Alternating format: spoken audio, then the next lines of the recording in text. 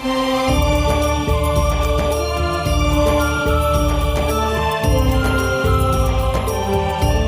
पिता परमात्मा पूर्ण ब्रह्म सर्व सृष्टि रचनहार कबीर परमेश्वर जी की असीम रजा से आप सभी पुण्यात्माएं सत्संग सुन रहे हैं।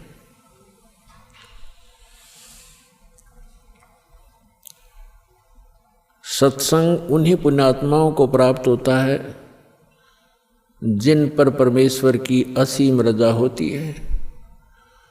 परमेश्वर की असीम रजा किन पुण्यात्माओं पर होती है? जो पूर्व जन्म के भक्ति युक्त होते हैं।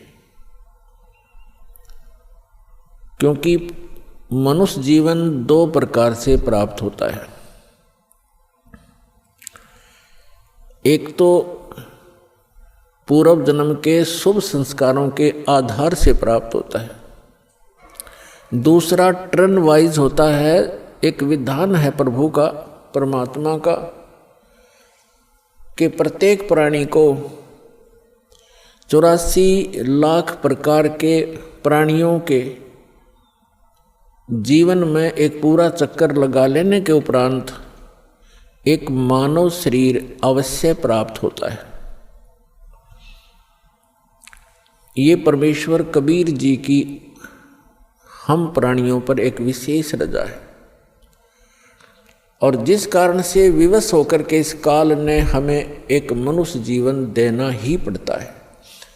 और वो मानव शरीर ही हमारे लिए एक गोल्डन चांस होता है, एक स्वर्ण अवसर होता है शुभ कर्म करने का, दान धर्म करने का और मोक्ष प्राप्त करने का। और मानव शरीर प्राप्त करके भी हम मोक्ष प्राप्ति नहीं करते तो भारी भूल है प्राणी की। उसका कारण क्या है?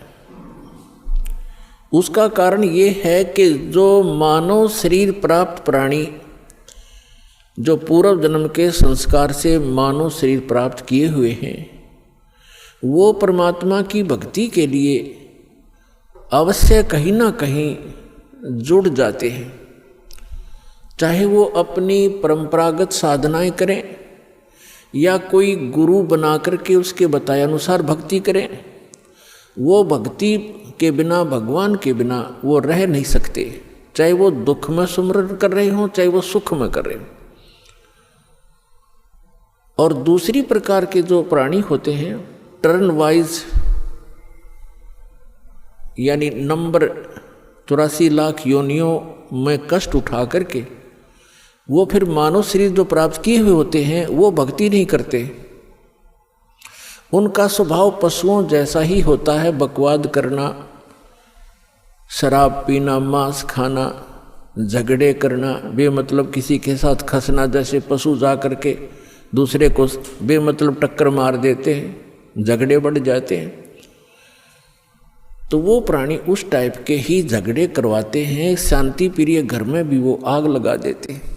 तो जो पुण्यात्माएं परमात्मा के लिए लगी हुई हैं और वो साधना गलत कर रहे हैं, श्रीमद् भगवत गीता अध्याय नंबर 16 के श्लोक नंबर 23 और 24 में प्रमाण है कि शास्त्र विधि को त्याग कर जो मनमाना आचरण करते हैं, मनमानी पूजाएं करते हैं, जो शास्त्रों में प्रमाणित नहीं है वो साधनाएं करते हैं, उनको न तो कोई सुख प्राप्त होता है, न कोई सिद्धि प्राप्त होती है, और न ही उनकी परम गति होती है। अर्थात व्यर्थ, यूजलेस है वो साधनाएं। जो साधक शास्त्र विधि त्याग कर, चाहे वो स्वयं साधना कर रहे हैं या किसी नकली डुप्लीकेट गुरु बनाकर वो उनके बताए अनुसार शास्त्र विरुद्ध साधना कर रहे हैं, तो वो अपना जीवन नाश कर रहे हैं।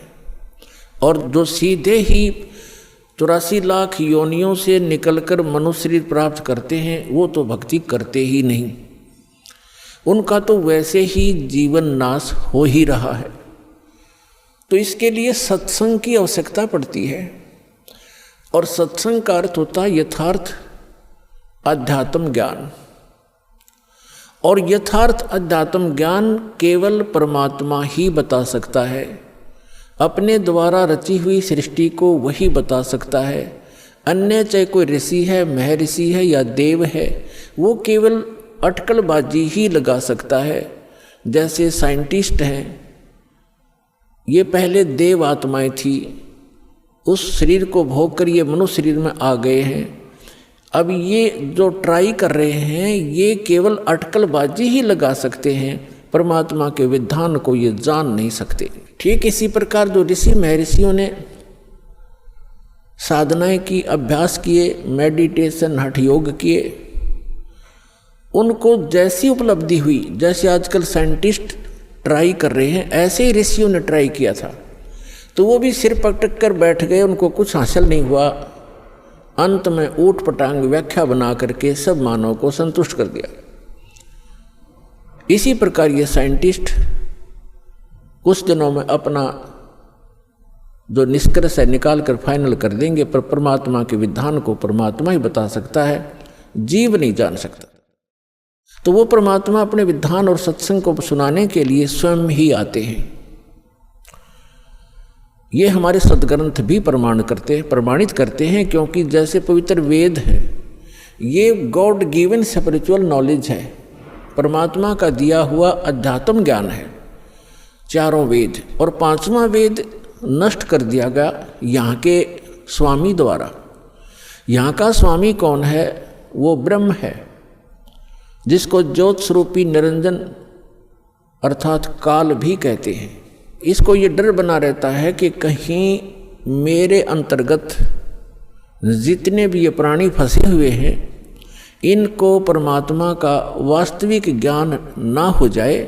यदि इनको वास्तविक ज्ञान हो गया और जो सुख में सथल है, सत्यलोक अविनाशी परमात्मा का जो शाश्वत स्थान है, जहाँ कोई दुख नहीं, वहाँ वृद्धावस्था और मृत्यु नहीं, इसको डर बना रहता है कि यदि इनको उस स्थान का पता लग गया तो यहाँ कोई नहीं रहेगा। जिस कारण से ये कुछ पुण्य आत्मा होती हैं उनको यहाँ भेज देता है, उनको गुरु पद प्राप्त करवा देता है। फिर वो शास्त्र विरुद्ध साधना बता के पूरे मानव मात्र को भ्रमित कर देते हैं। उसके लिए परमात्मा आते हैं। जो पवित्र चारों वेद हैं ये गॉड गिवन है, कबीर गॉड गिवन, कबीर परमात्मा के द्वारा दिया हुआ ज्ञान है। तो इस काल ने पांचवा वेद समाप्त कर दिया, जिसको सूक्ष्म वेद कहते हैं, जिसको तत्व ज्ञान कहते हैं। उसकी पूर्ति के लिए, उसके अभाव से जो हम यहाँ भटक रहे हैं, उसकी पूर्ति के लिए परमात्मा स्वयं आते हैं। परमात्मा को आज तक जितने भी ऋषि महर्षि, जितने भी धर्म ग्रंथ हैं, जितने भी ऋषि महर्षि हैं, उन्होंने निराकार बताया है कि उसका कोई आकार नहीं है। और जितने भी हमारे धर्म ग्रंथ हैं उन्होंने परमात्मा को साकार बताया है, नर आकार बताया है, सहशरीर बताया है, उसका नाम कबीर बताया है।